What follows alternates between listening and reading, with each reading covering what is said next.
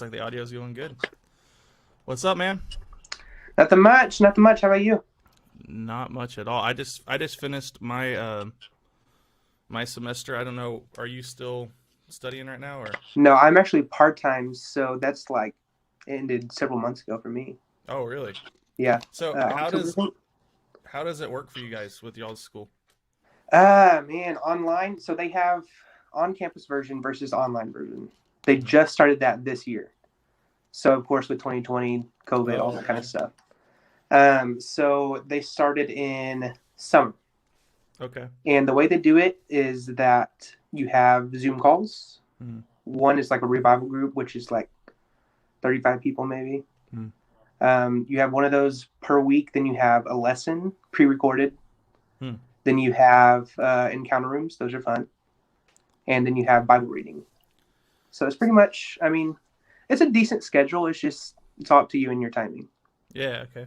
So that sounds super interesting for anyone who is just going to click on the replay of this video and wondering, wait, what school are they talking about? What do y'all call it? Is it Bethel School of Supernatural or something like that? So BSSM, it is Bethel School of Supernatural Ministry. Gotcha. Okay.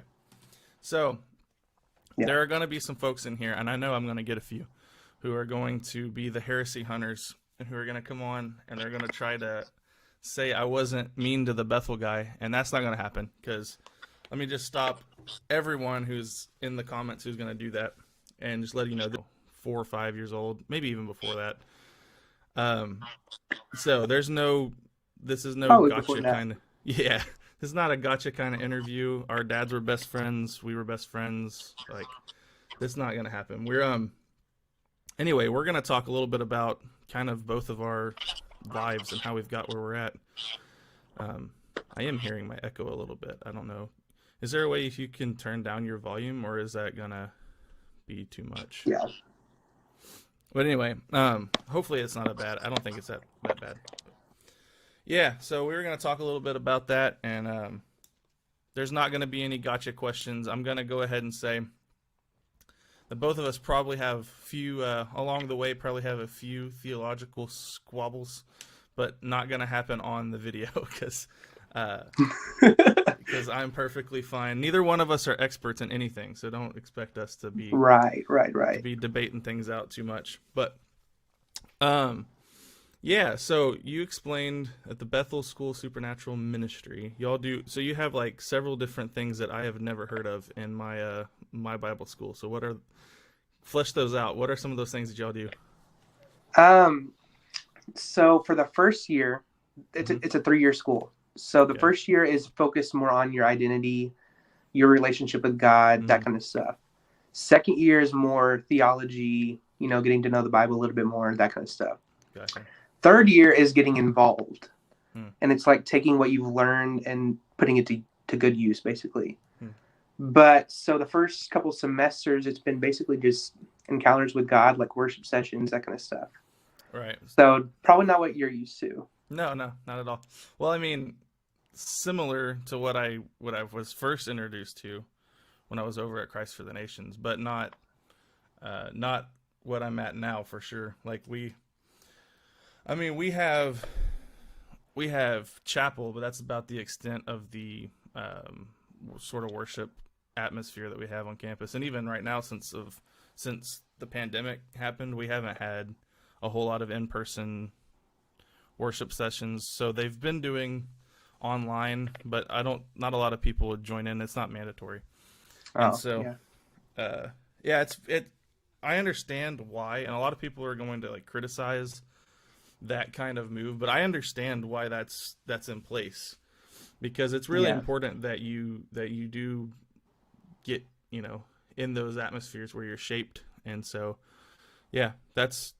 I get it. It's different from what we do for sure. Because like my first semester is very academic. Like, let me see. I got it over here on the desk. Here's wait. This is one of the books I read. Good, nice. This semester. Okay. Yeah, it's pretty heavy duty. How many pages is that? That's right. Like. So, the whole let's see, there's about 100 pages of footnotes at the end. So it's not actually. I mean, we get one book to read per semester, and I'm part-time. And the book that I read was like that big, maybe. Yeah. But I mean, again, I'm part-time. Full-time students read, I think, 2 or 3 books. Okay. So. Yeah. Well, I mean, it's definitely different. I don't think that. I don't think that it can be really compared because Right. My school is really, really focused on academic achievement. It's not like it's not meant for everyone in the church. I don't think everyone in a church should go to a school like I'm going to. It's just like I've read this semester, you have about 2 textbooks per class. I had 5 classes. So in one semester, I read about 10 books, and I did two book reviews. This is the biggest book I did, and it's about 700 pages. And so that's about the biggest book I did. But I mean, we're constantly doing. Wait, there's another one. Give me 1 second. Now this one, this one's not required. I did this one for fun. I'm a bit of fun. Yeah, wait. Oh my word. Yeah, there we go. For fun. I see that. For fun. The Resurrection of Jesus. Good night. A new historiographical approach. Yeah, I actually did this one for fun. I really did. And that went into writing my own little team. Yes. So, yeah, my book's really small, but I read like 15 books in researching it. So, it's packed full of information. Yes, it is. No, yeah, that's something that we do with our school is we just do a lot of academics. In fact, there are classes this semester, and this is why I think it's probably a drastically different approach than y'all take. There was a class this semester where there were kids that were almost in tears because things that we've always believed about the Bible were being challenged, and they've never heard. And they're challenged from guys who have PhDs, like these really, really smart guys.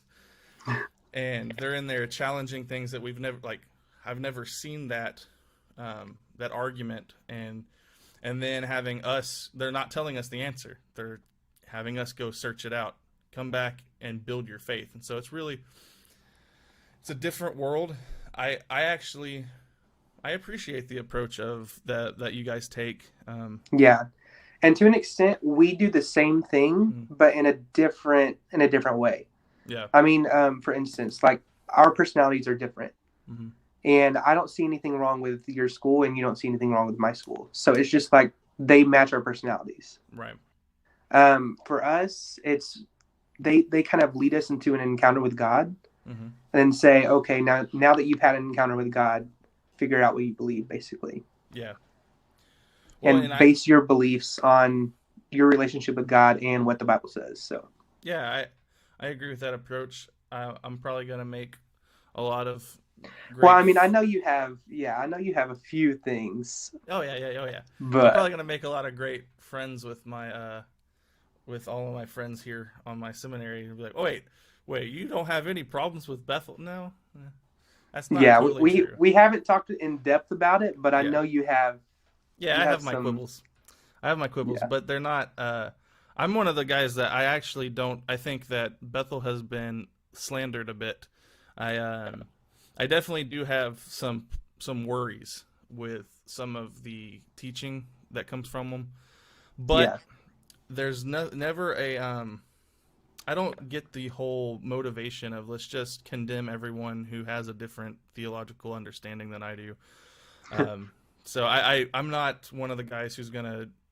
I actually think Bethel's a little tricky for me because you can't really paint with a broad brush. There's a lot of, even within the movement, there's a lot of different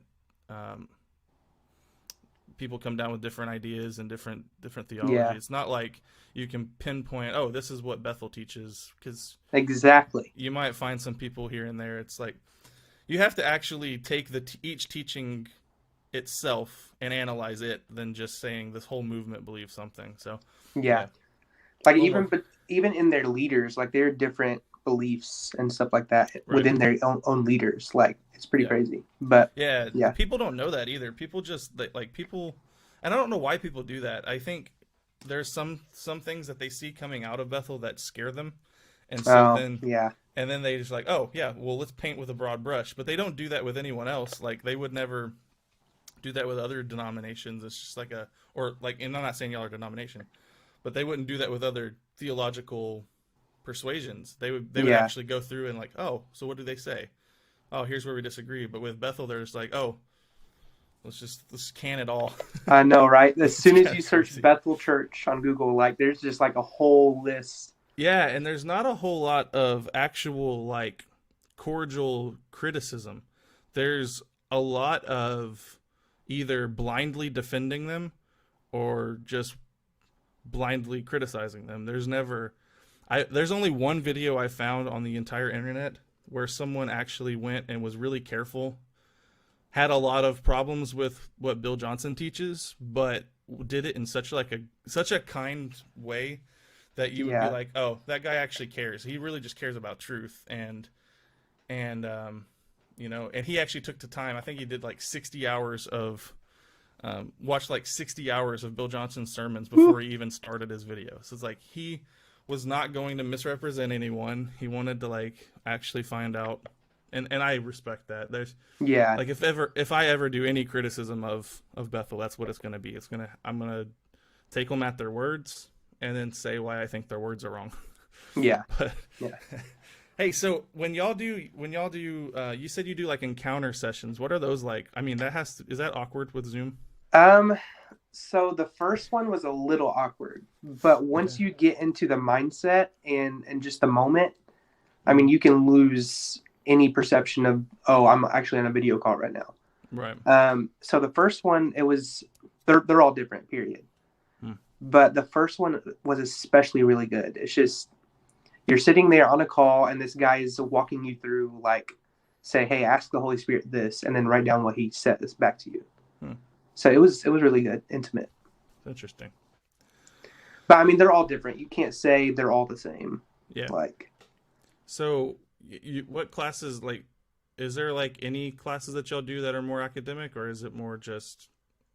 There's one guy named Dan Farrelly. He teaches. I told you about him. Yeah. He teaches more. He's the Bible scholar of the crew. He actually uses one of the books that you guys use in your seminary. Yeah. So. Yeah, I remember when we talked. He's pretty good. Yeah. I remember when we talked around Thanksgiving, we were talking through some of the stuff, and I was actually really surprised. And I wanted to actually get to this in the video so that people can kind of get a little perspective. I was actually surprised. We actually study from the same hermeneutics textbook, and I was like, wow, because that's the book that we study from here in seminary, and so a lot of people will just resort to saying, well, they don't ever study the Bible. And it's like, no, they actually use the exact same method. They just come to completely different, sometimes completely different interpretations, not all the time. Yeah.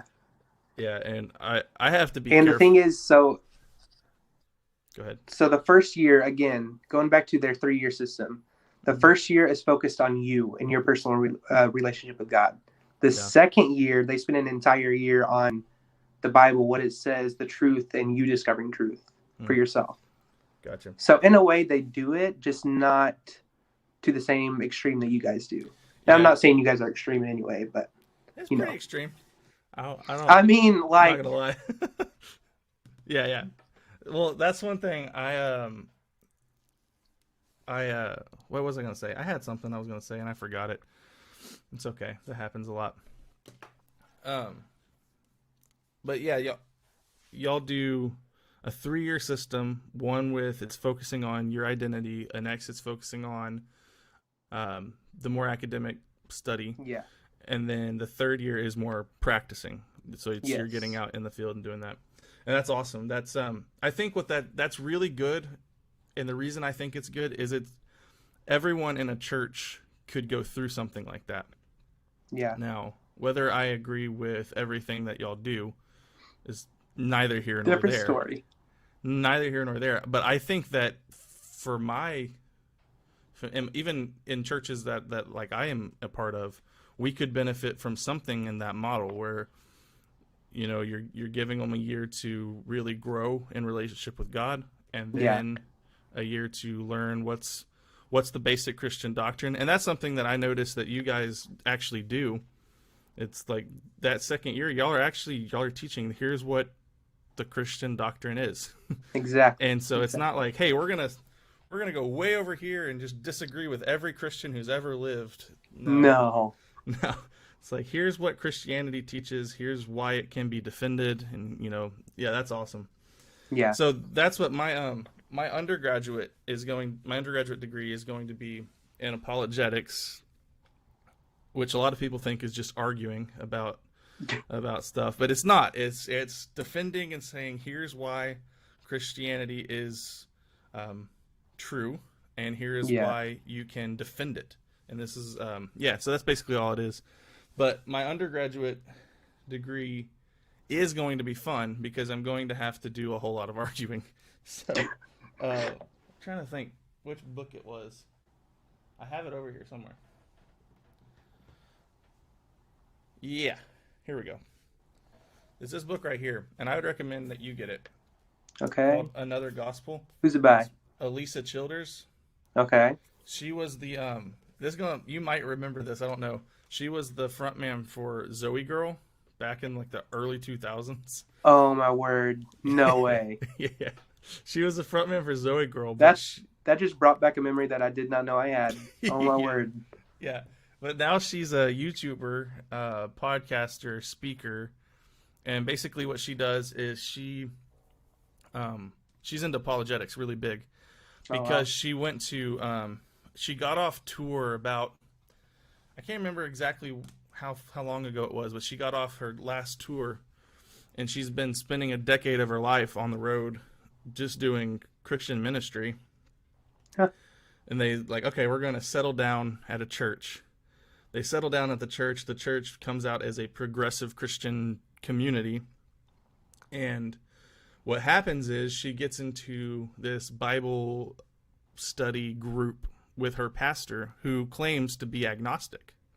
Oh, okay. And so basically the whole point of their group is they're getting together and they're literally deconstructing Christianity and then trying to say, oh, but we can still get good moral teaching from it. The Bible's not inspired. It's actually not God's word. It was written by men, but we can still get good teaching from the teaching of Jesus. So basically we can forget the entire Old Testament. That was just a bunch of violence, and then that's not God. But anyway, that book is fantastic. She goes through actually what progressive Christianity teaches. And I think the reason I bring it up, a lot of people worry that Bethel's in that movement, and I'd have to stop in and say, no, it's not. No. Because, and people will do this, they'll see similarities in certain aspects, and then they'll move over to say, therefore it's the exact same, and it's not. And I know for a fact, just from talking with you and from seeing what y'all's, and I've actually probably done more than, I have to be careful talking about this, because I could get in trouble with some of my Baptist friends, because that's, I am at a Baptist seminary, and I am, my degree is being paid for by the Baptists, so I need to be careful. But they'll see things that happen over in the Bethel kind of movement, and they'll think, wow, these guys are just going to be progressive Christians. And it's not true, because I've talked with you and I've seen y'all's textbooks, and I've actually done some study into, I've scoured their teaching, listened to hours of Bill Johnson and on all of the Chris Vallot, and I've listened to all of them. I don't know how you actually say his name. That's what Valentin. You're good, yeah. though. You're good. And so I've listened to a lot of them, and there's nothing in there that's outside of Christian orthodoxy. There's a couple things that I do have, like some serious, like, whoa, we need to hold on there. Whoa.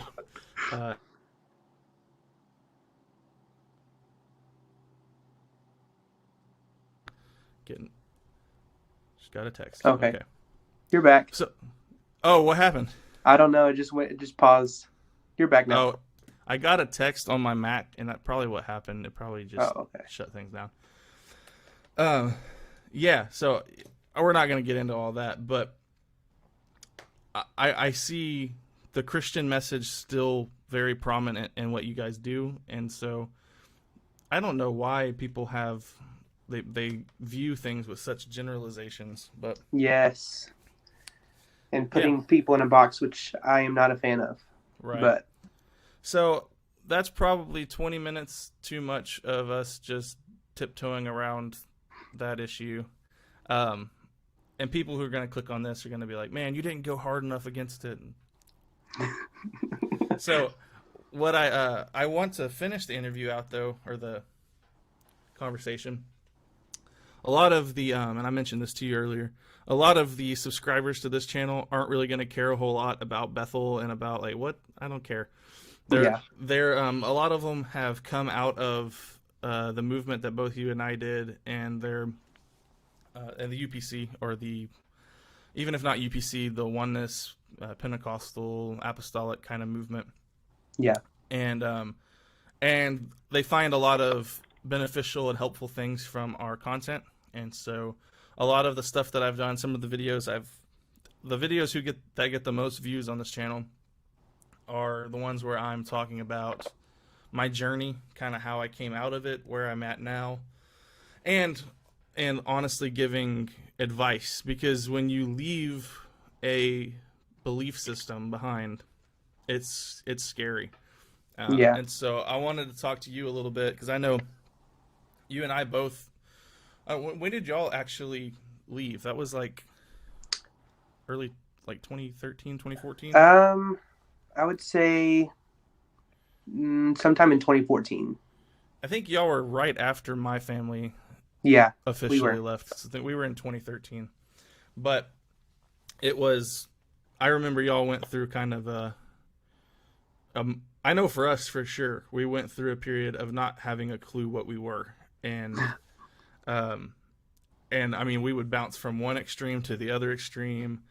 I've gone from Pentecostal, just dropping the name and being okay with, we can watch movies and we can do stuff now, but we're still Pentecostal. So I went through that phase.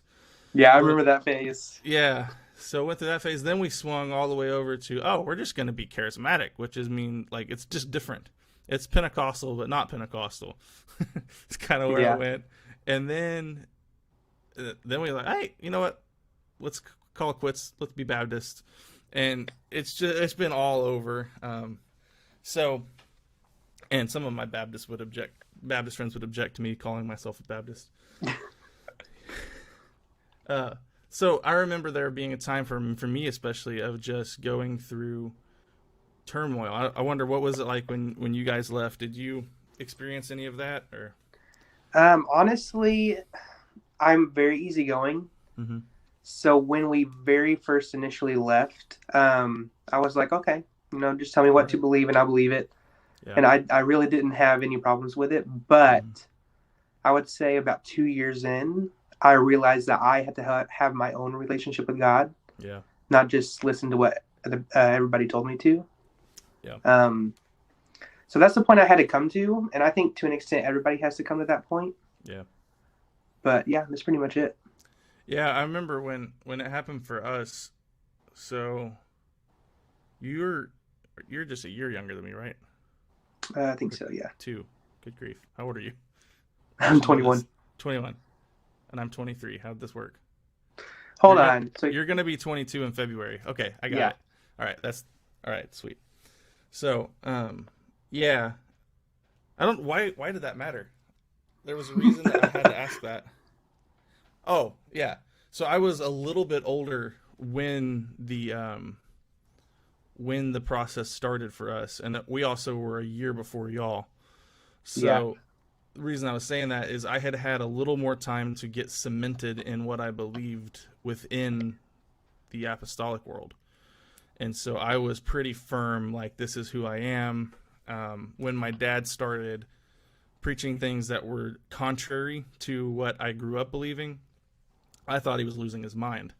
I was like, this is a slow. I mean, I was okay with him allowing me to play football. That was cool. Oh yeah. But there were other things where he'd start preaching. I was like, wait, he's kind of denying the oneness. Like, he's actually kind of saying that he believes that there's a Trinity. And I was like, what is this? And some like core teaching that I thought, man, this is foundational stuff. And so when he started messing with that, I was like, oh my word, I'm done with this. And so I remember that being actually like turmoil for me. Like I really thought my dad had left behind the core of what we're supposed to believe. And it only got worse when he started giving me biblical arguments for why he was making his decisions. Ooh. And I couldn't handle it. I was like, wait, I have been taught from this Bible my entire life one set of beliefs. And now you're using the same exact Bible to say, well, that's probably not right. And it made sense to me. It wasn't like his arguments were sound and they were biblically based. And so there was no reason for me to question it other than I went through a period of thinking, well, why was I taught one thing in the first place anyway? Yeah. So I was 15 years old and I had actually started preaching. God had called me to ministry at that point already. Yeah. I already preached at a few youth rallies, preached at a few things like that. And so, and you know this very well. Both my dad and my uncle were extremely popular within the apostolic world. Extremely popular. Yeah. And controversial. Like, so they had it kind of all. It's just whenever they said something, everyone in the apostolic world stopped and listened. And it's like, yeah. So I moved from what I thought was a pretty wide open lane. Like everyone knew that I was Tim Pixler's son. I had already preached a few youth rallies. I was like, it's within 10 years, at least 10 years. I'm going to be on the same pathway of preaching conferences and camps and things like that. Yeah. And so I actually had to deal with a bit of bitterness against my dad for being honest. For being honest. And preaching what he thought was true. But I would say that's been the best thing in my life is witnessing someone who would forfeit prestige in a movement so that he could preach what he thought was true. And so that's been huge in my life. And even now, like, there are some things that even as a confessional Baptist that I'll have to say I don't agree with that. And I'm not going to be forced to say that I'm going to have to fit in line with the rigid guidelines of my denomination, because I don't really fit in the box. And so that was rough for me. I remember that being a tough time. Can you remember anything from your upbringing that you might regard as positive? Let's see. I would say the best thing about that environment was the community. Yeah. Like just the sense of friendship and community and real honest. Well, I was about to say honest people, but man, some. I mean, I still honor them, of course, but just the sense of community there. Well, our like immediate, because I know where we come from, so I know like our immediate group of churches and the people that we fellowship with were really honest people, really good-hearted people. There was a lot of that, dishonesty going on in a lot of areas, but we weren't really associated with a lot of that. So there are a lot of really good people that I still regard as really good people that from our past. I think one of the positives for me, beyond the community, is also, it's probably a little different from your perspective than mine anyway, because I actually traveled with my dad, so I interacted with pastors from literally almost every state in the United States. So like I have connections with all kinds of different churches. And so I saw the good, the bad, and the ugly. I saw it all. But one of the things, community was big, I think, for us. One of the positives for me that has continued even to this day, and this is what I answer even if a lot of Baptists ask me about my my background, because a lot of the people here, I've had conversations with how I grew up, and it's just so foreign to them. They're like, which when you try to explain it to someone who didn't grow up in it, it's wild. Yeah. You have to stop and be like, well, I actually don't know why we said that. Okay, yeah, I don't know. And the thing is, it's like when you grow up in that environment, that's all you know. Yeah. And when you come out of it, you're like, hold on. That makes no sense. Yeah. So I'll be explaining it here. One of the things that I think that actually still to this day I regard as a extreme positive was the passion that we had for God. There were moments of extreme just seeking after God, and kind of what my grandfather sort of modeled for me, which was, I'm going to follow the Lord even when I don't understand what the plan is. Yeah. And so that's a huge part of it, is the consistent seeking after the Spirit of God and not being willing to make a decision until He has spoken. Yeah. And so that's sort of like, I think a real positive. And I think when I get to heaven, I'm going to see a lot of folks from my past who they were misunderstanding of what Scripture actually taught. But they did it with a sincere heart. And so exactly. I think I'm going to get up there. Like, I fully expect to go give my grandpa a big hug when I get there. Yeah. And so this is actually something that I wanted to chat back and forth about, because I think we're both at a point where we can both look back on our past and say that we preached a false gospel, that you are not, like, honestly, how you're saved in the apostolic world is not scriptural. It is just, it's just wrong. Exactly. So I think we're both in that place of like, yeah, that's a false gospel. The gospel is, and I'll go ahead and say it, and you can just agree. Unless you disagree, but I'm just going to say, here's what the gospel is. And then if you agree with it, then you won't have people hating on you in the comments. So the gospel is that perfectly good God created the world, created man we created Adam with free will, and gave him the garden, gave him the ground to maintain. And then Adam and Eve sinned. They broke the relationship with God. Everything became cursed. The whole, like the earth became fallen. He said, you're going to have to till the ground, and it's going to be hard. And so this was all part of the curse that happened at the fall. And that ever since then, people are born into a fallen world with temptation, with sin, with brokenness and baggage. And that it's so that Jesus came, the Son of God in flesh, to walk the earth, live the life I couldn't live, perfect, fulfill the law completely. Like, I could never do that. I know I could never do that. I like cheeseburgers too much. I couldn't do that. Amen. Right. So to live the law, fulfill the law that I could never live up to. Yeah. And then die the bloody death on the cross that I couldn't pay that penalty. And then by putting my faith in that, what Christ did on that cross, I'm saved. And that's all. Yeah. That's all that happens. And so I've wrestled with that, knowing what the gospel is, and knowing that this is what 2,000 years of church history has taught on what the gospel is, and knowing that somewhere in the 1920s,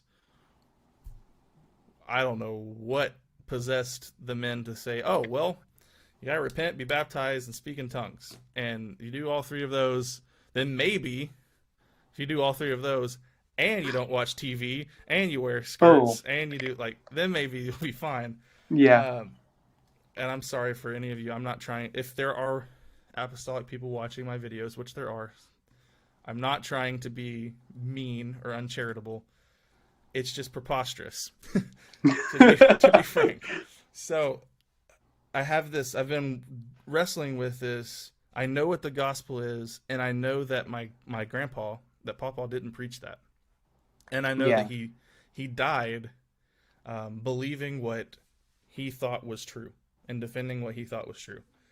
And so I've had this wrestling in my brain thinking he actually preached like a false gospel even to the day he died. And but still having to wrestle with, but everyone would tell you, if you wanted to have a textbook, here's what a Christian man looks like, it was my papa. Like, right. He was, he had the fruit. He was there. And so I asked my father-in-law about this, because my father-in-law is a professor. For those of you who don't know, you know this, but for those of you watching, you don't know. He's a professor here at the seminary, has a PhD in theology, and his whole dissertation was on the doctrine of sin and how sin affects us and our fallen nature and things like that. So I asked him, since you're kind of the expert in the gospel, how do I square all this up? Like, how do I make sense of this? And he said that he asked a few questions that were huge. Obviously, he had my papa had a misunderstanding on the Godhead, on the oneness and the Trinity. He kind of just didn't understand that. Obviously, he added to the gospel, adding all this extra work that you had to do to be saved. But he asked a clarification. Did your grandfather believe that he was saved by Christ's blood on the cross? Would he actually say that the blood is what saved him? And I thought back to it and I said, yes. Yeah, absolutely. He preached that Jesus on the cross was paying the penalty for his sins. Yeah. And so my father-in-law said, that's pretty much that's the foundation. Yeah. And so if you have built something on top of it through not being educated in the nuances of Christian doctrine, maybe you don't know the theology perfectly right. If the foundation is built on Jesus Christ died for my sins, and you do have faith in that, even if you add to it, even if he would say that faith alone is not enough, as long as that faith is there, you can be confident that you'll probably see him in heaven, because we're not saved based on our perfect knowledge of the gospel. Oh, that is so true. He said we're saved based off of our belief in our trust in Christ's sacrifice. And so that just, it freed me, because there was a period of time where the more I study in theology and the more I study doctrine and this stuff, and the more books I read, the more I see how bad the false gospel was that we presented, the more and more I want to just attack it. But then it's hard for guys like you and me to attack it, because we both have families still in it. Yeah. So it's not easy for us to just be like, because here's the thing.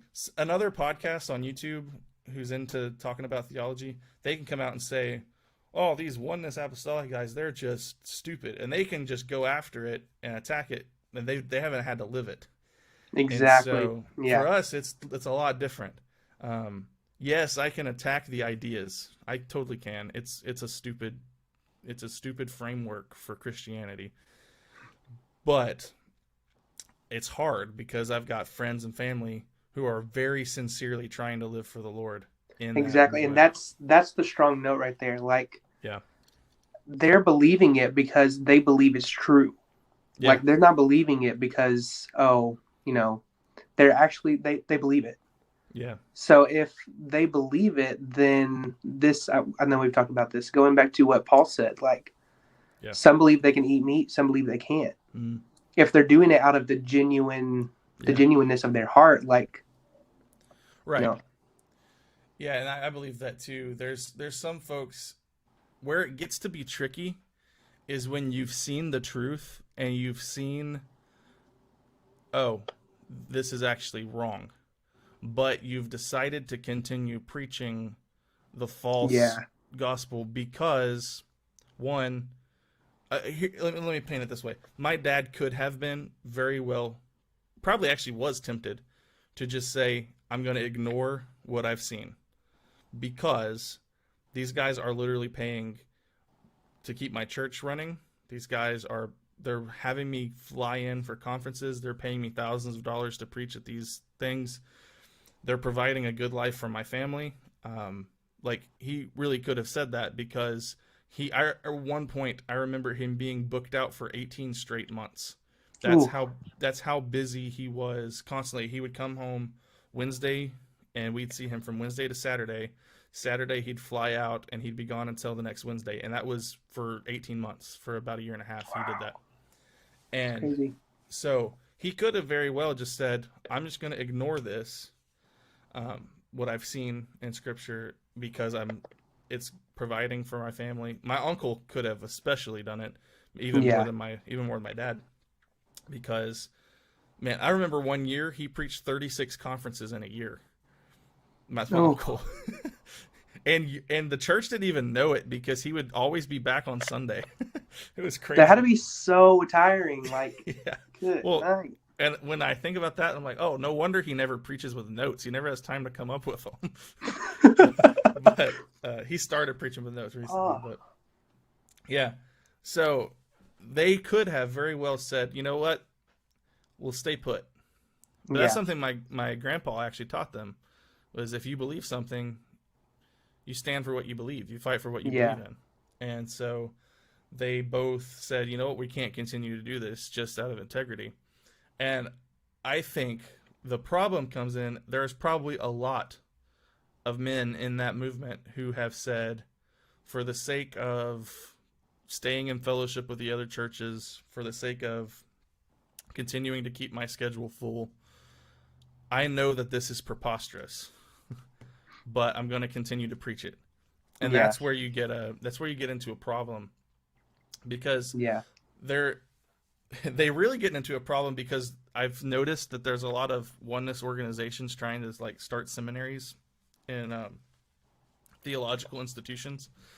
And when the problem is when they do that and they actually start reading church history and they start reading systematic theology and they start reading all this stuff, they're like, oh wait, I don't know how to defend this. And so it's probably a problem. There's probably a lot of people who are having to say, you know what, I got to be honest and move away from it. Yeah. So here's another question I have for you. And how long do you have? Can you? I can go for about another 30 minutes, maybe. Okay, cool. So,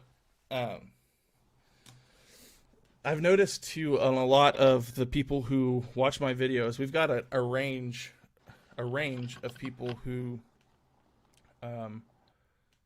left the oneness apostolic movement and became either a different breed of Christian or left the Lord altogether and said, I'm done with Christianity.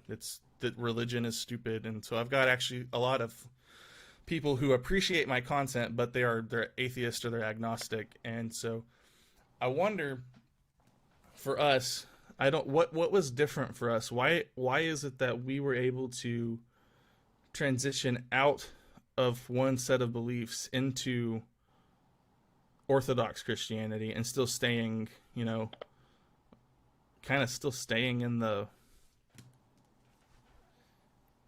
I don't know what to say, like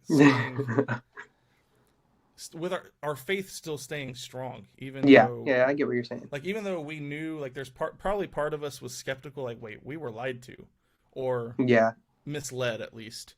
And now, how do I trust that even this entire book is not false? So, like, what do you think? Man, that's a good question. For me, I actually hit that man, do I want to continue being a Christian, when I was like maybe 17, 18. The only thing that really kept me going was just the encounters that I had with God and the moments that I couldn't deny. Like, there were so many situations that could have happened that literally somebody sent me a text that said, hey, I just feel like saying so-and-so and so-and-so and all that kind of stuff. But those are the things that kept me having a relationship with God. Like, literally, those are the only things that kept me going back. Yeah. Well, that's really good. That's something that I've in my book that I wrote. Somewhere I put something in about There's that. a plug right there. I noticed that plug. Yeah, you guys go buy this book whenever it's ready. It'll be I hope to have it ready to publish. This is a proof copy. It's not completely finished. This is I bought one for my parents for Christmas, but it's not ready. So, but somewhere in here I wrote about that very thing. All right, I'm going to read part of my book. That's what I'm going to do because this is good. So, what you just described is what I called in the book. I called it experiential knowledge because I tried to differentiate between two different types of faith.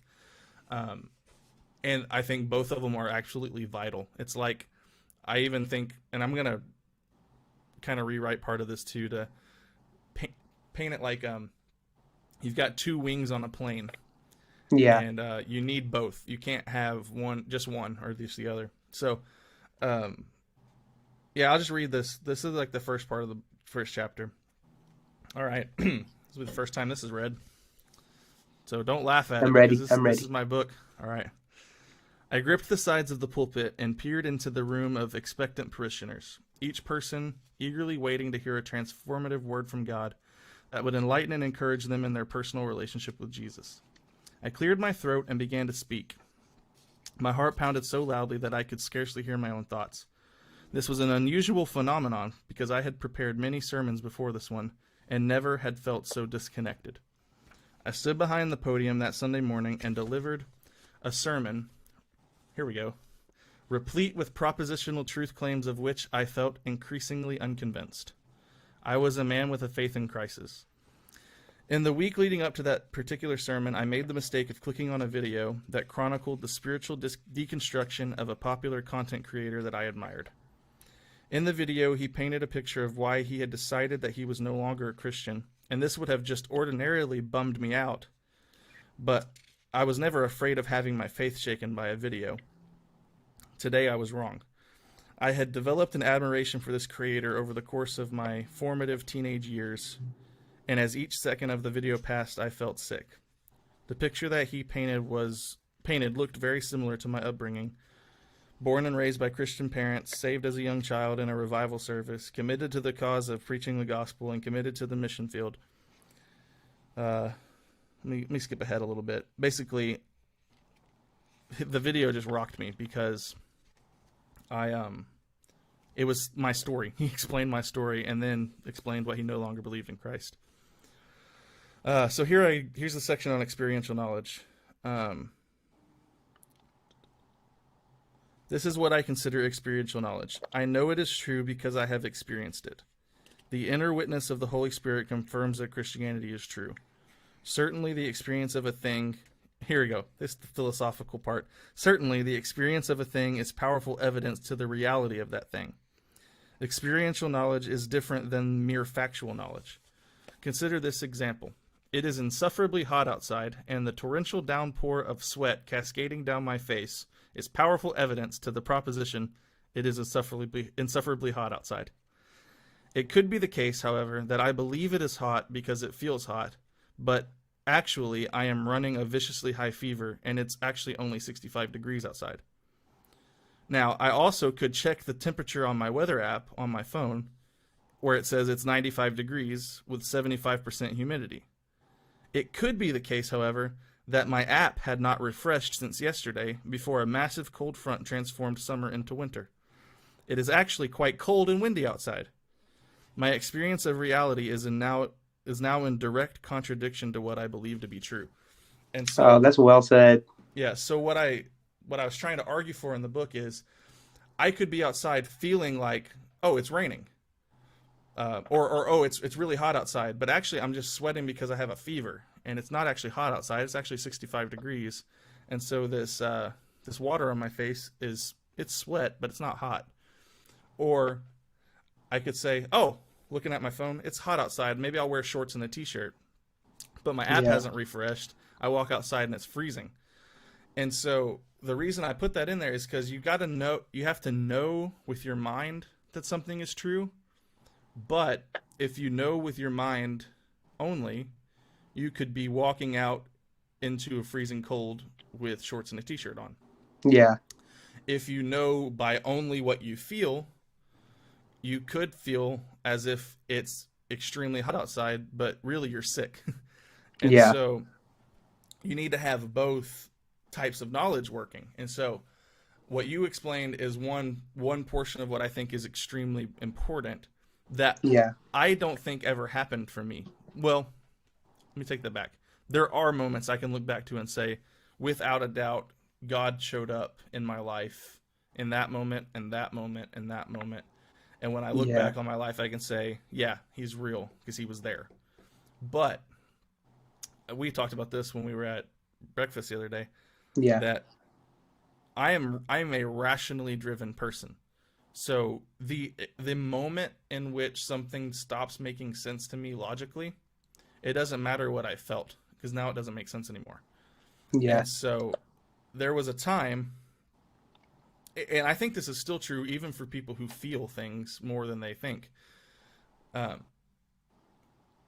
When you experience something that is contradictory to what you have experienced in the past, so say someone has experienced the Holy Spirit over and over and over again, yet at some point in their life experiences suffering that is so agonizing that it doesn't matter what they felt before because they can't take themselves back there. That's when you absolutely need to have the knowledge right here to know what I believe. And so someone who that's just what, like, I think it's really important for me. For me, it was finding out what I think was true. And you can read the book. In the book, I talk a whole lot about how I almost gave up on faith in Christ. I honestly think, to an extent, everybody's going to come to that point. Mm-hmm. And one thing that your uncle, I still remember to this day, like when I was about 14, maybe, we were still in that Pentecostal world. Right. But we went to what we call Youth MIT. Mm-hmm. And we sat down, and he just said there were a few things, I can't remember all of them, but there are a few things that are proof that God exists. Mm. He said the first one is the Bible. Right. He said the second one is history. Mm-hmm. And the other, there was four, but I know the other one was your experience. Mm. That's something that I always remember to this day. Yeah. And I always go back to. So I have done it. What I've done and what I did in the book is I broke it into two categories, but each category had other categories underneath it. So like subcategories. Yeah, I had experiential knowledge that you've experienced. Your experience is proof that God is real and God exists. And then your knowledge, your factual knowledge is how you also know that God exists. Yeah. But underneath factual knowledge, I had broken down, there's so many different arguments. There's one called the Cosmological Argument, which is basically everything that begins to exist has a cause for its existence. You don't witness things like water bottles just popping into existence willy-nilly. Why should we expect the universe to have just popped into existence without someone causing it to exist? Exactly. That's a cosmological argument for God's existence. I mean, those get really deep. Whole books are written on those, but a brief summary. There's teleological arguments, which is basically to look out and say, creation is so beautiful. How could this have happened accidentally? You look out and you see just the beauty of creation, and that's just a common teleological argument is you walk out into a forest and you find a watch on the ground, and you look at the watch and you say, this had a designer. Someone made this watch. You wouldn't take each bit and piece of that watch, put it into a bag, all disconnected, shake up the bag for 1 billion years, and open it up with a ticking watch ticking to the exact right second. No, that doesn't happen by accident.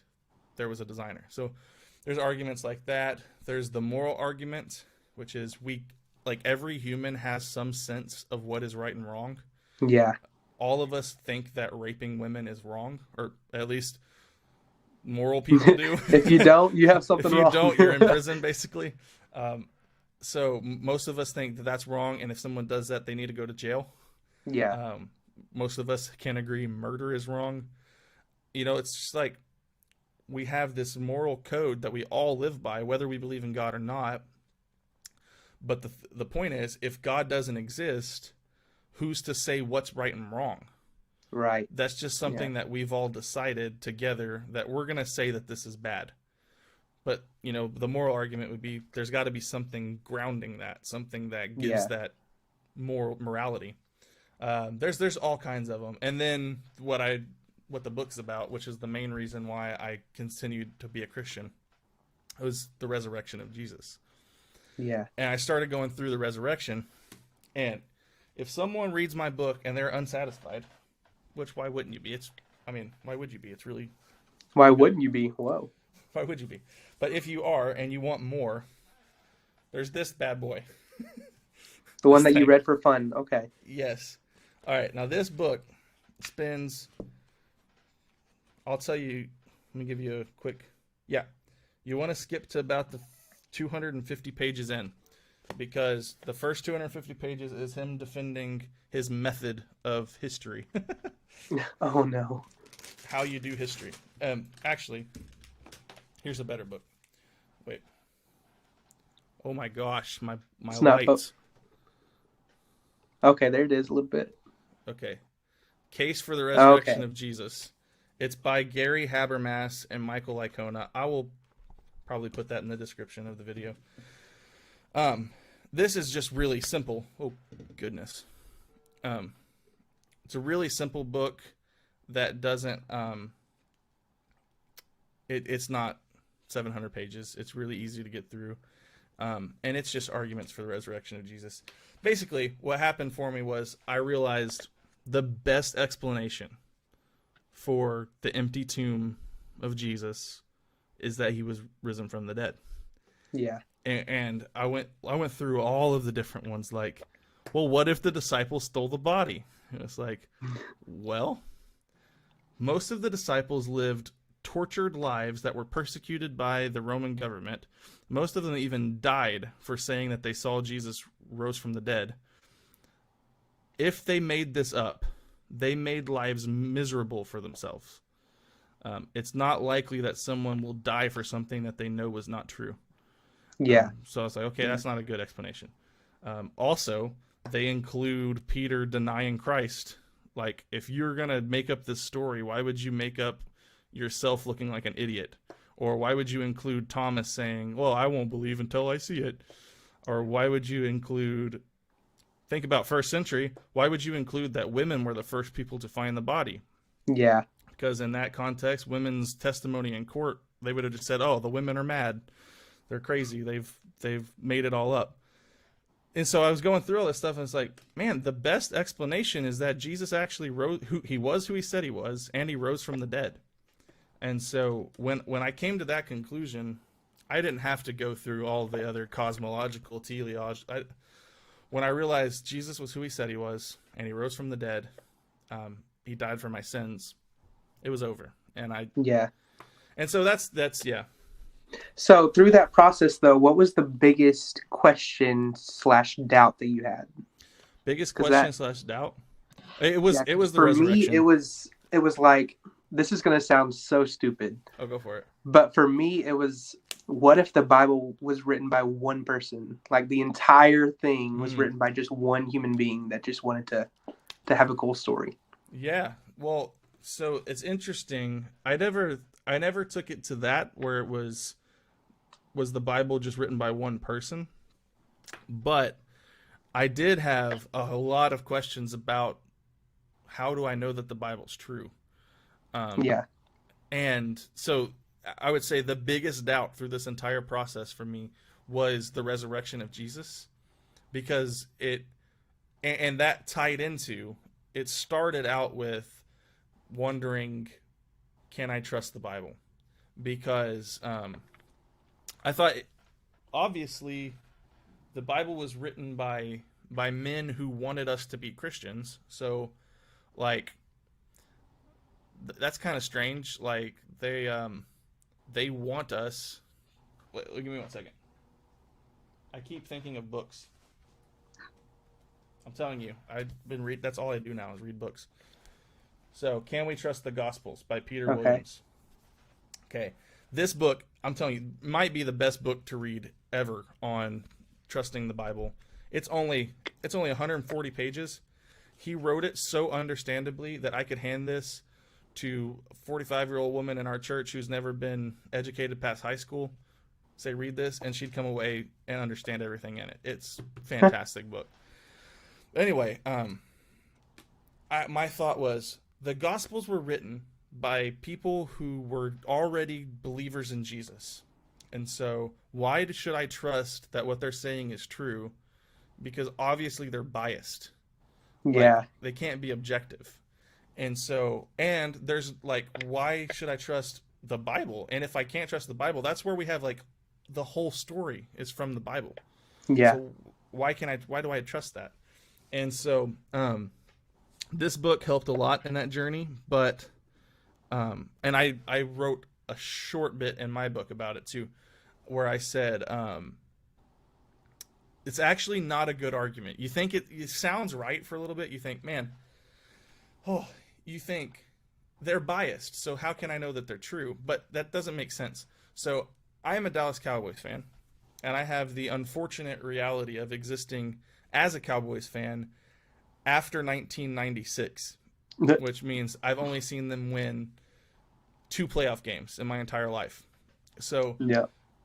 However, if I were to write a book I were to write a book about the 1993 Dallas Cowboys Super Bowl win against the Bills, and you were to read the book, the fact that I'm a fan of the Cowboys doesn't change the fact that they won.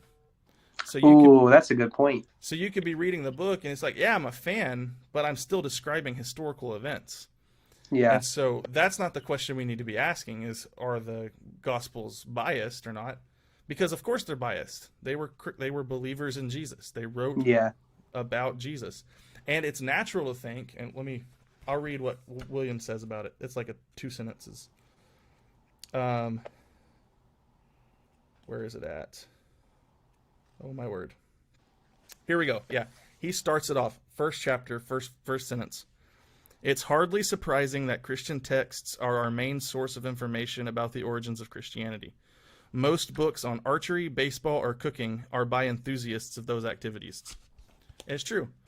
It's like if you're a fan of something, you write about it. These guys love Jesus, and they wrote about him.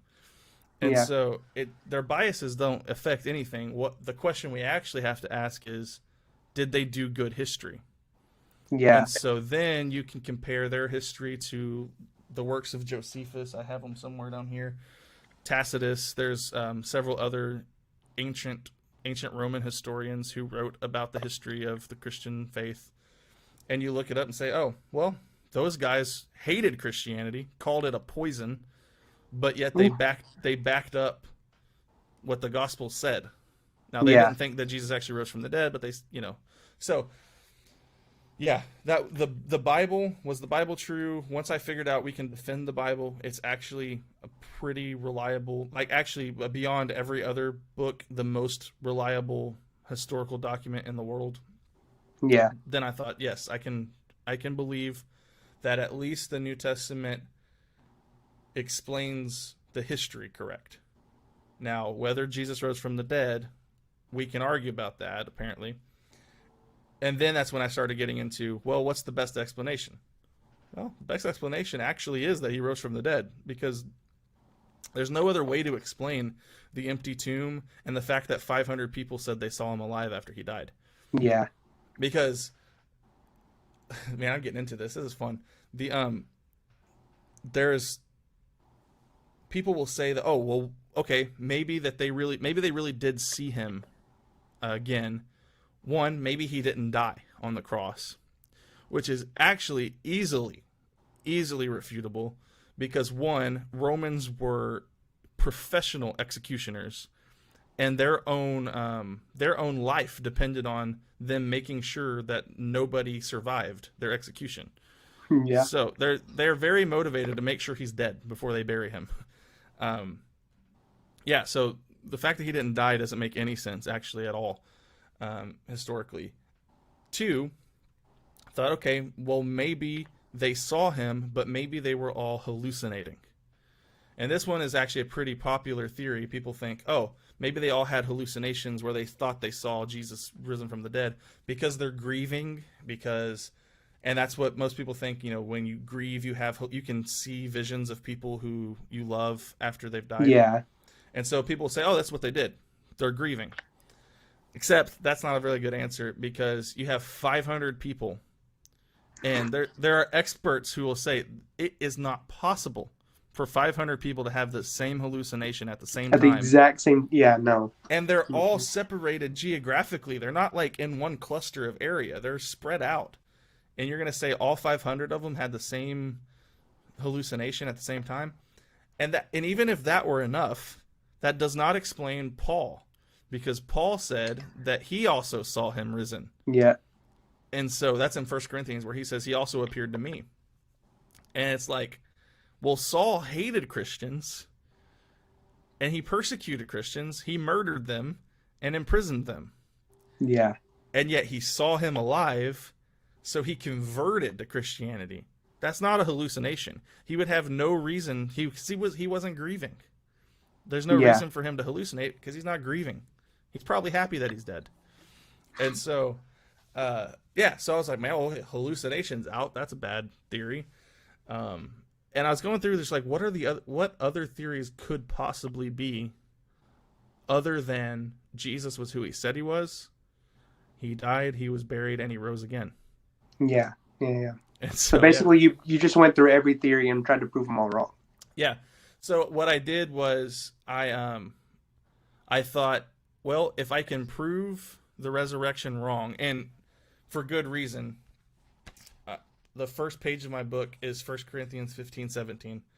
And if Christ has not been raised, your faith is futile and you are still in your sins. And it was Paul, that 1 Corinthians 15 is just Paul saying, if Jesus didn't rise from the dead, then this is hopeless.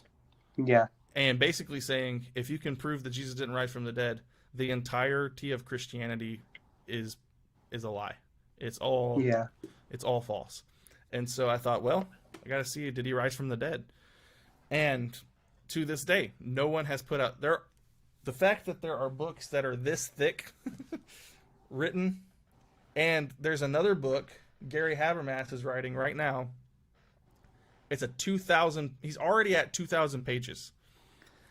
And he's been working on it for 6 years, and he says he's still probably got, by the time it's finished, it'll probably be about 5,000 pages of documentation on the resurrection, different historical arguments for the resurrection. It's like the evidence that Jesus rose from the dead far outweighs the theories. Wow. Good night. And so, when I found out, like, when I was first struggling to think, man, maybe I'm not a Christian anymore, when I was first dealing with that, I didn't know that there was so much evidence for what I believed.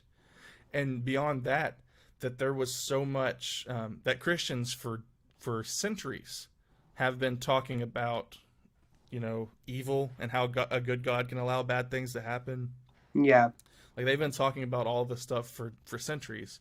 I didn't know that this has been like a whole field of study. And so I was struggling to, is what I believe actually true? Went and started researching it, was blown away, and that's the reason why I was like, all right, I'm going to go study apologetics. I'm going to go actually study, and I'm going to write books as well, because I know it's hard when you're in a place that you feel you've been deceived. And you've been hurt. I know a lot of people have put comments underneath my videos that are appalling, and I'll read it, and I'm like, I can't believe that someone representing Christ treated you like that. And I understand why you want to just throw the whole thing away. It's easier to live like it's not true, and to just write it all off. And so that's what I've been really, really focused on, is especially for teenagers. You're about to hit college, and especially if you're going to go to a secular college, you're about to get railroaded by all kinds of different beliefs. There are billions of worldviews, and Christianity is one of the few who says Jesus is the only way. He is the way, the truth, and the life. And I know that's really unpopular with our world that wants to say, well, that's not very inclusive.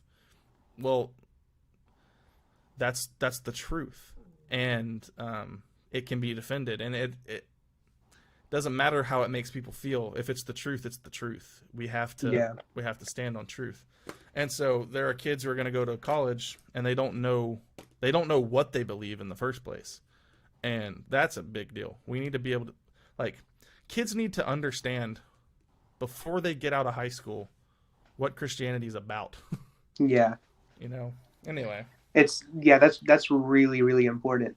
And the thing is, you can only go so far on what your mom and dad said. Yeah. Like, you have to believe it for yourself. Right. Period. Yeah, you don't get in heaven because mom and dad were good Christians. Exactly. No, you get into heaven based on the fact that you have put trust in Jesus' sacrifice. Yeah. And so it's like, you have to own it. That has to be yours. You had to put your trust in him. Yeah. Yeah. Well, anyway, this has been fantastic discussion. I know, right? I'm going to put this out. This will be the inaugural podcast. We've talked about a lot of stuff. We've talked about our various theological worlds. We didn't get too far into it, but no. I'm gonna wait till you graduated from the school, then we're gonna grill each other. Okay. Right. Understandable. No, but this has been fun. I'm gonna chop it up actually when I put it out on YouTube. So this will be live. So everyone who's watching this, you know this. But for if you're watching a clip I'm gonna clip it into different parts. We talked about the resurrection, so there'll be a clip on the resurrection. There'll be a clip on apostolic world, and there'll be a clip on Bethel. And so I'll put it up it'll actually probably be 4 videos, the full video and then the other clips. But anyway, thank you guys for tuning in. I'm going to go ahead and you can stay put, but I'm going to hit in broadcast. Thank you guys for checking out the video. You guys hit like, comment, subscribe. Wait, don't hit comment. Go ahead and just comment. Subscribe to the channel. And in the link, there's going to be a link in the description to the Patreon account if you want to head over there. We've got several people in there supporting right now. And the plan is we're going to start having theologians and experts, and not guys like me and Dylan in here. I am by no means an expert. So what we're going to do is we're going to have, I'm going to interview guys who are brilliant. I'm just going to have them come in here and talk about whatever they're experts in. Just chatting, just talking about theology, talking about Jesus. That's what we're all about. So all the way from our level to the PhD level and anywhere in between, whoever wants to come on and talk about Jesus, that's what this is about. But anyway, I'm going to go ahead and hit in broadcast.